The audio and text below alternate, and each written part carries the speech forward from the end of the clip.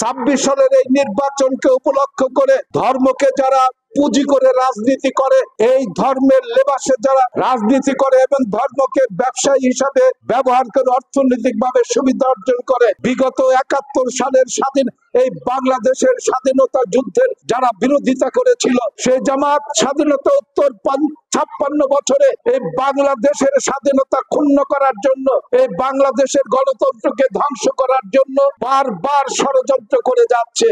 এবারও আমরা লক্ষ্য করতে পারছি। আমি স্পষ্ট ভাবে বলতে চাই, এই জামাতের লেবাসধারী মুসলমানরা আগামী নির্বাচনে এই মেহনতি নিরীহ মা বোনদের ভোট এবং আমার সরল মনের মুরব্বীরা যারা ইসলামকে বুকে ধারণ করে যারা সনাতনী ধর্মের মা বোনেরা রয়েছেন, তাদের কোমল হৃদয়কে আঘাত করে ঘরে ঘরে গিয়ে তারা একটি কথা প্রচার করে বেড়াচ্ছে। সেই কথাটি হলো কি, আপনাদের ঘরে ঘরে গিয়ে বলবে দাঁড়িপাল্লায় ভোট দিলে নাকি বেহেশতে যাওয়া যাবে।